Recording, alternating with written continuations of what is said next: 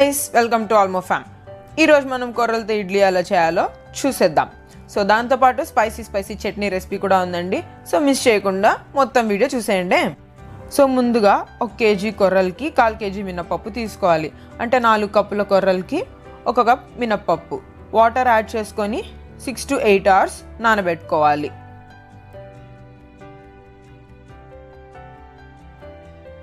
So ఇడ్లీలు స్మూత్గా రావడానికి మీ దగ్గర కొర్ర అన్నం ఉంటే అది కూడా యాడ్ చేసుకొని లాస్ట్లో గ్రైండ్ చేసుకోవచ్చు.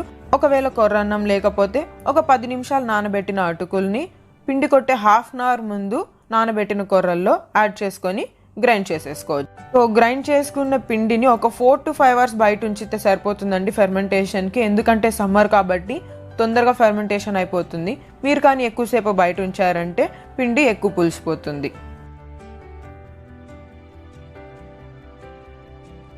ఇప్పుడు మనకు కావాల్సిన పిండిని ఇంకొక బౌల్లోకి ట్రాన్స్ఫర్ చేసుకొని అందులోకి సాల్ట్ మరియు ఇడ్లీ సోడా యాడ్ చేసుకోవాలి. ఇడ్లీ కన్సిస్టెన్సీ వచ్చే వరకు మిక్స్ చేసుకోవాలి. ఇన్ కేస్ అవసరం అనుకుంటే మాత్రమే వాటర్ యాడ్ చేయండి, లేదంటే ఇదే కన్సిస్టెన్సీ పెట్టుకుంటే సరిపోతుంది. ఇప్పుడు ఆల్రెడీ గ్రీస్ చేసి పెట్టుకున్న ఇడ్లీ ప్లేట్స్లో కొర్రల పిండి వేసి నార్మల్ ఇడ్లీ ఉడికించినట్లు ఉడికిచ్చేయాలి, అంతే.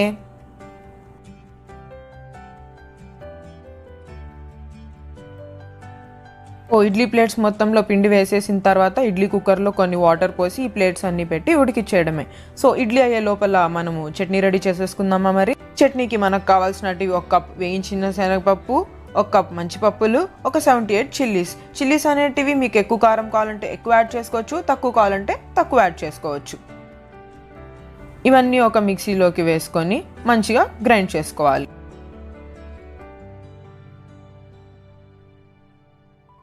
గ్రైండ్ చేసేటప్పుడే అందులోనే మనకు తగినంత సాల్ట్ వేసేసుకోవచ్చు.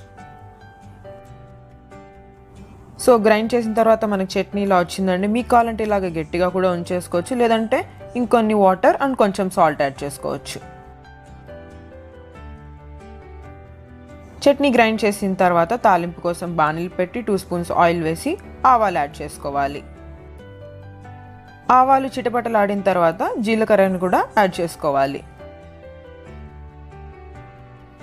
జీలకర్ర కూడా వేగిన తర్వాత సన్నగా తరిగి పెట్టుకున్న ఆనియన్స్ని యాడ్ చేయాలి.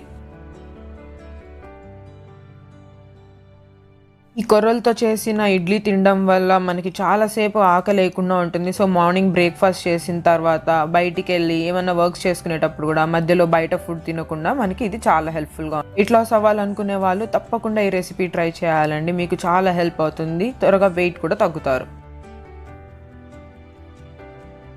ఆనియన్స్ని బాగా వేగనిచ్చాక కొంచెం కలర్ చేంజ్ అయిన తర్వాత మనము కరివేపాకును కూడా యాడ్ చేసుకోవాలి.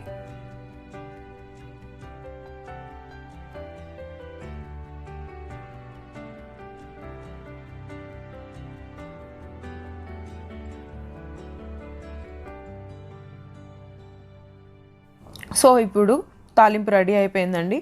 మనకి రెడీ అయిపోయిన తాలింపుని మనం గ్రైండ్ చేసుకున్న చట్నీలో కలిపేస్తే మన ఇడ్లీలోకి చట్నీ కూడా రెడీ. సో చూసారు కదండి కొర్రలతో idli and different type of chutney.